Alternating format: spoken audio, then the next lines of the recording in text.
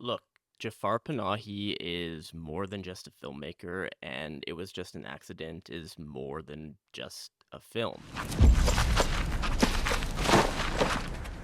بالاخره گیرش آوردم.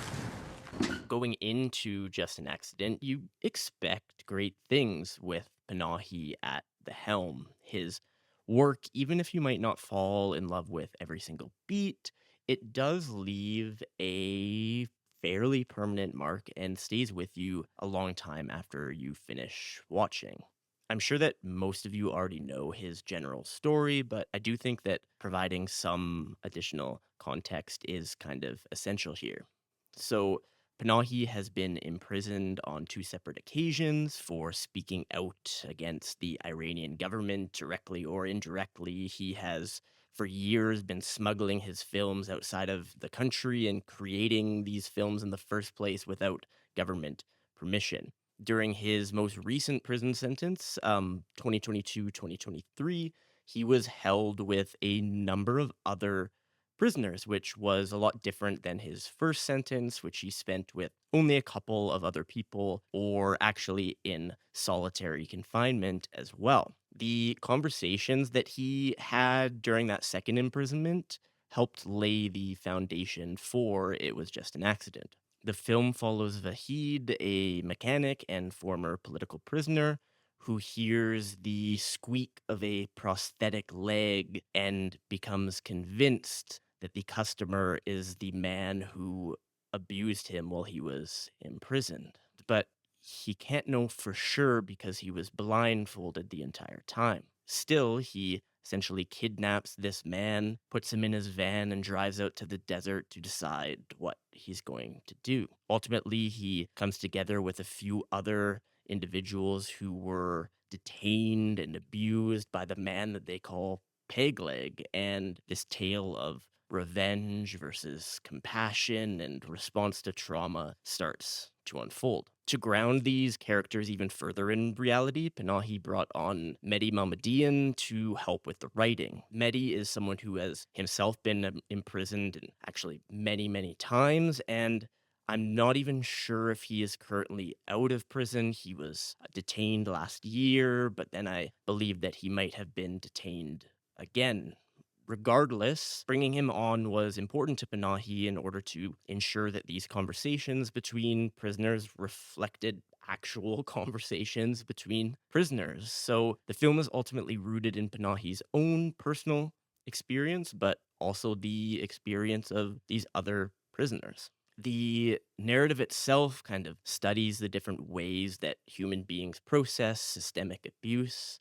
Some individuals internalize it, and some respond with anger or with sadness. Some become hyper political, and others move away from politics. Panahi isn't attempting to give any sort of concrete answers here. He's essentially just showcasing these differing realities of human beings who are faced with this sort of treatment in Iran.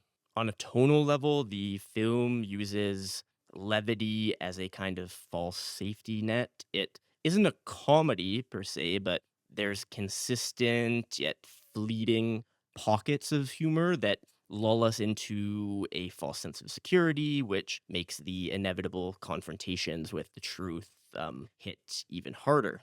It's a fairly apt reflection of our real world. It's far too easy sometimes to forget the atrocities committed every single day around us, near us, or far, and we kind of hold on to these brief moments of levity for reprieve from the brutal nature of the world. I find It Was Just an Accident to be a really fascinating project from start to finish. It has already come away with probably the most prestigious award of the festival circuit, the Palme d'Or at Cannes, and is positioned right now as a frontrunner, at least for a nomination for Best International Feature, alongside films like Sentimental Value and No Other Choice.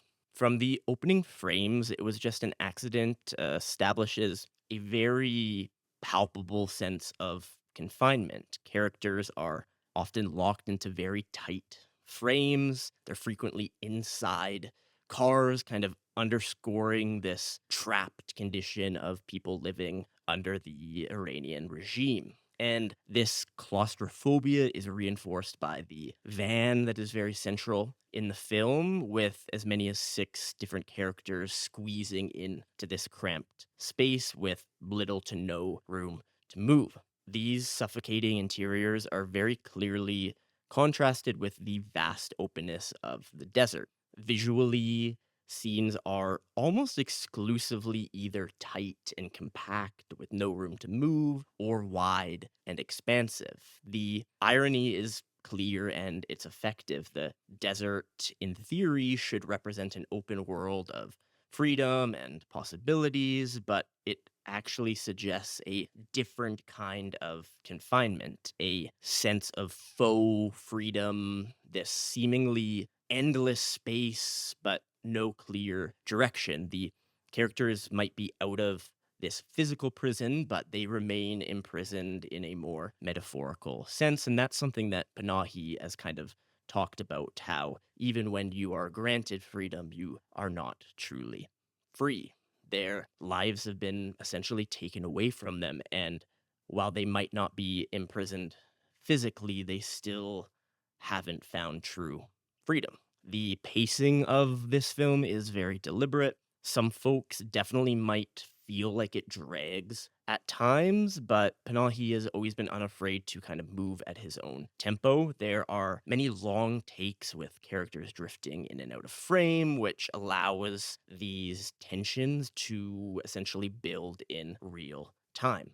One of the most interesting decisions that Panahi makes from a visual perspective is choosing to frame this supposed torturer alone in every frame of the film, every single shot until we reach the final act where we have a very intense confrontation. By framing this one man alone on screen, Panahi is drawing a figurative and moral line in the sand. Also true to Panahi's general practice, the cast here is mostly non-professional actors. There are some trained actors, a couple stage actors, but still small names.